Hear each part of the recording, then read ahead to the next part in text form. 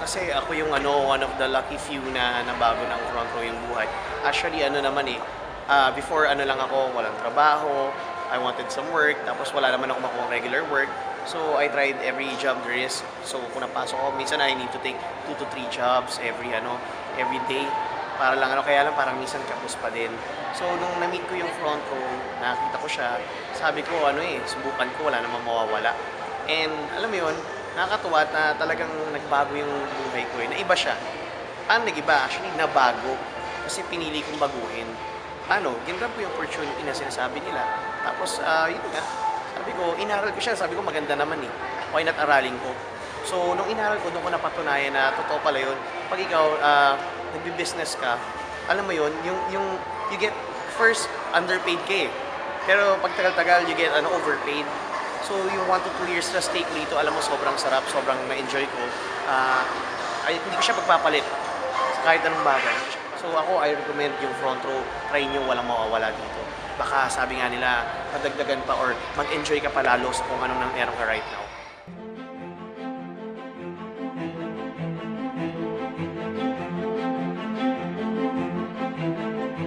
Sa naisip ko, kung makikisabay ako sa mga kadalasan na ginagawa ng mga tao, kung magiging playing safe ako, ganun lang rin yung kakalabasan ko. Diba? Kung ano yung mga ginagawa ng tao, ganun lang rin yung mangyayari. So for me, ang sabi ko siguro, eto nabasa ko to, yung pattern ng pagiging mayaman na tao. I mean yung tumatakbo yung pera kahit hindi mo tinatrabaho, kahit natutulog ka, kahit gumigimik ka, kahit nag-gym ka, kahit nagta-travel ka. So ganun yung gusto kong ma-achieve. Sabi ko, isa sa mga paraan, itong front row, I mean, nag-offer sila ng 600,000 monthly na pwede mo maging income. Napakalayo nun sa 2 years na employment ko. I mean, 700,000 lang yung 2 years na employment ko, 35K in 1 month lang yun. So dito, gawin mo yung best mo, maging masipag ka. Nasa sayo kung gaano kalaking figures yung kaya mong i-reach.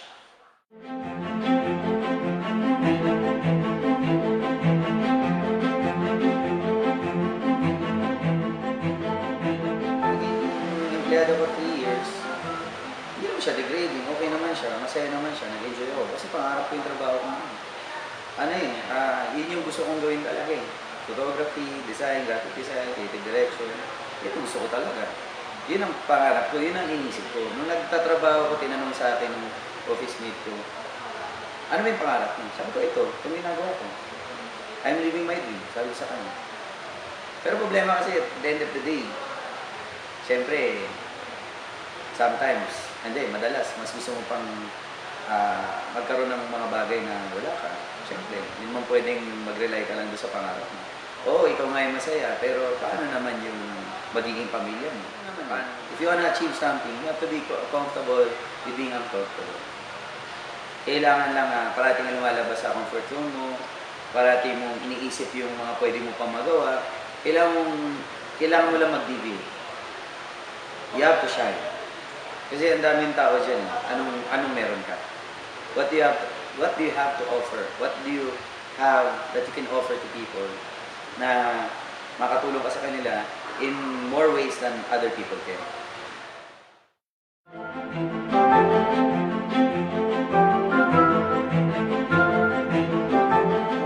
Makikipagkompetensya ako sa lahat ng engineer sa labas dito sa buong Pilipinas, medyo mahirap kasi unang-una hindi naman ako top ng board exam. Tapos pangalawa, ayoko ding mag-abroad dahil malalayo sa pamilya ko. Tsaka medyo bawal sa amin dahil lalaki po ako ng mga ministro sa mga kapatid. Kaya ayun, parang naghahanap ako ng pagkakakitaan pa after ng work ko kasi 8 to 5 lang ang trabaho ko So pagdating ng mga 5 p.m., 6 p.m., 7 p.m., pagdating sa bahay, wala na akong ginagawa. So sabi ko, gusto ko ng part-time pandagdag. So yun, awa ng Diyos, blessing naman na dumating sa akin ng front row.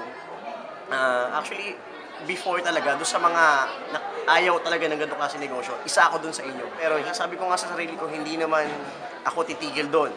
Gusto ko, pag pinasok ko tong front row, tuloy-tuloy na siya, hanggang sa makagawa ko ng pangalan, at makakuha ko ng resulta. Then, to cut the long story short, 2 years na po ako mahigit sa front row. I have my first BMW. And after nun, ngayon, hinuhulog-hulugan ko yung condominium ko dyan sa may Victoria Station 1, sa may EDSA. So, yun, para sa akin, walang masamang itry Hindi pa naman ganun din kalaki yung kinikita, pero at least ngayon masasabi ko na one step forward na ako sa mga kabatch ko before. Kasi iba talaga pag nagnegosyo ka kaysa magtrabaho ka para sa ibang tao. At least dito tatrabahuhin mo, sarili mo. Pagsikapan mo lang talaga. Basta sa lahat ng gagawin mo, huwag mo dapat asahan ng ibang tao. Dapat sarili mo lang. Tsaka syempre yung boss. Yun lang. Maraming salamat. God bless, guys.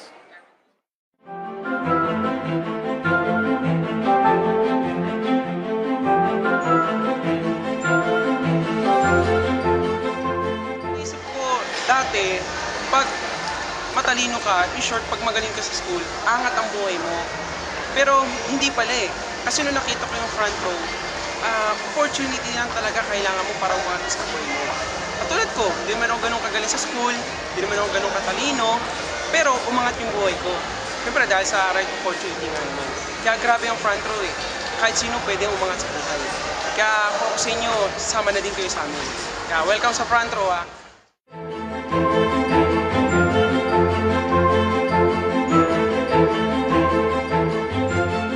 Sa buhay sa pag-asenso, hindi pala importante kung ano kayo. Ang importante ba gusto mo, basta gusto mo, posible. Siyempre, hindi ko ito magagawa ng ako lang. Yung mga nangyari sa akin ngayon, nagawa ko ito, nakasama ko yung grupo ko. Nalaman sa yung class negosyo, para ikaw umasenso ka, kailangan mo mga tulungan yung mga grupo mo para rin ikaw umasenso. Kaya doon ko nalaman ganun pala ka-importante yung magiging teamwork natin sa ganitong klase negosyo.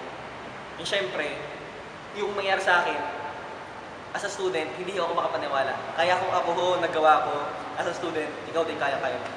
Tama?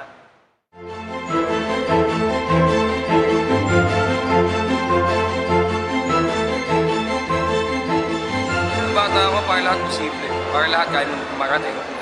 Naalala ko nung umalala natin nung bata tayo, lahat kaya natin. Mas malaki pangarap, mas madaling kunin. Hindi natin iniisip lahat. Ang iniisip lang natin yung gusto natin, kaya natin kunin. For example, nung bata tayo, di ba, gusto namin maging milyonaryo, bilyonaryo, trilyonaryo, gazillionaryo, kalendaryo, hindi ko alam eh. Pero isa lang alam ko, as we grow old, nawawala eh. Bakit? Simple. Kasi nalalaman natin yung true meaning of life. Kasi life, the real life is not inside the school. Ang totoong buhay after you go to school, kung makatapos ka. Kasi after nun, maraming sinasabi na kakahanap ka ng ganito, ganyan, pero ewan ko para sa akin, daig pa rin ng madiskarte yung matalino. Ako hindi ako naging matalino sa eskwelahan. Alam mo na maraming tao.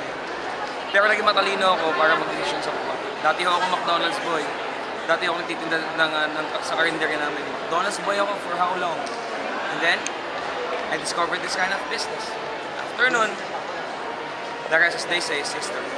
Now I have my own businesses, I have my own cars, I have my own house, and I have a happy family. For other people, it's more than cash. If you ask me my greatest achievement, well, my mom and dad is happy now. Wala akong kahit isang bagay na papakas sa kasiyahan ng anak na makita yung mga magulang na masaya.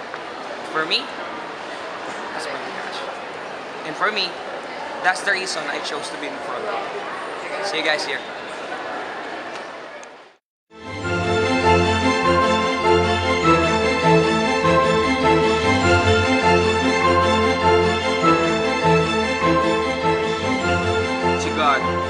If ever man may encounter tayo na negative, simple eh. Kumbaga, hindi tayo dapat mag-down.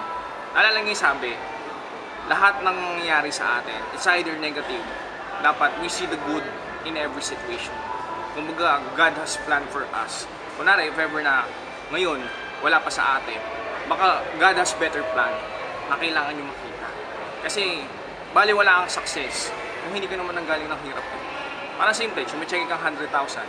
Pero ikukwento mo, sabihin mo, ikukwento mo siya 100,000. Wala, ang dali lang. Di ba ang pangit?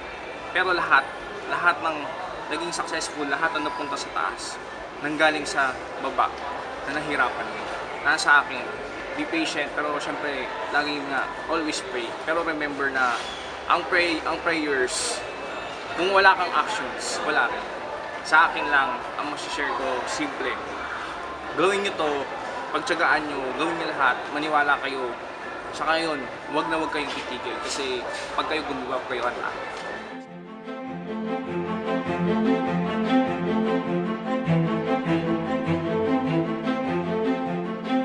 sa akin, sa 16 years kong experience sa ganitong klaseng business, sa akin very basic.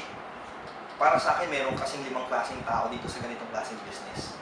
Yung panguna, yung ini-invite mo, pero hindi pumupunta or hindi sumasama. So yung pangunang tao. So probably hindi niya makikita yung business at hindi rin siya magiging successful. Kasi yung makita nga, hindi niya nakita. So yung pangalawa, ito naman yung sinasama mo, sumama siya, pero hindi rin naman siya nag-join or hindi siya sumali. So yun yung pangalawang tao. So sasama lang, pero hindi rin sasali. That's normal. Yung pangatlong tao, ito yung taong na sasama sa'yo, pero magjo-join. Pero hindi naman siya mag-a-active because ito yung mga tinatawag namin na nag-join lang kasi nahiya sa'yo o kaya kaibigan mo. Kumbaga parang, alam mo yun, kumbaga pakisama lang kaya siya nag-join. So that's normal. And yung pang-apat, ito marami to. Sasama sa'yo, magjo-join, gagawin yung business ng sandali, ita-try, and after one, mag-quit or hindi itutuloy. So ang hinahanap namin yung nagiging successful dito yung pang-5 eh. Ito yung kami. Yun yung sasama sa'yo, magjo-join, gagawin yung business, titiisin, darating lahat ng challenges, lahat lalampasan hanggang maging successful. So probably, kami yung pang-5. Ngayon ang tanong namin is, ikaw na nakikinig ngayon, pang-ilang tao ka? Pang-una, pangalawa, pangatlo, o pang-4 o pang-5? Kung iniisip mo ikaw yung pang-una o kaya pangalawa, iniisip mo yun eh, pero ang alam mo pinakamaganda doon, pwede kang maging pang-5. Kasi ako dati, pangalawa, pangatlo. So, pwede kang maging pang-5 kung gugustuhin mo.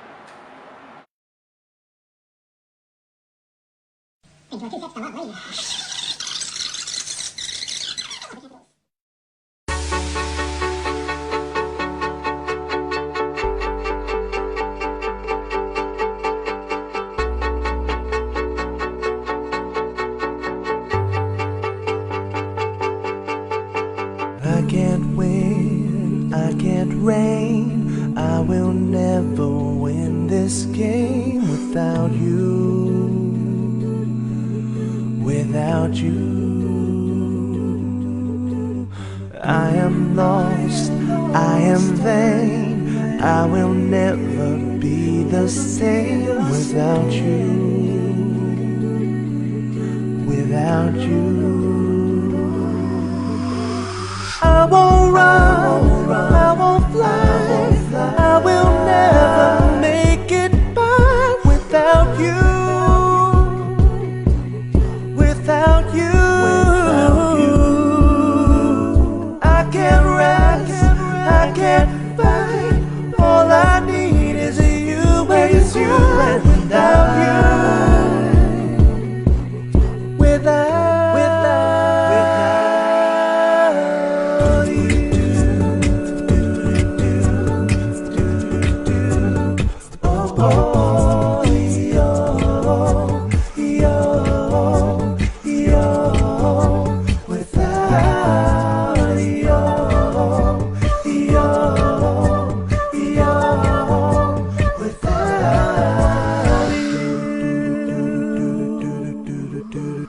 I am lost, I am vain, I will never be the same without you,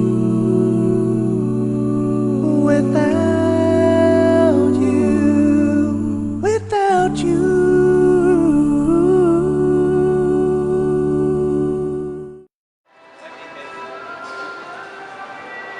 We're opening the opportunity that will bring you closer to your dreams. So it's in your hands now to grab it, spread it. See you. See you. See you. See you guys. See you. See you. See you. See you. See you. See you. See you. See you. See you. See you in front row.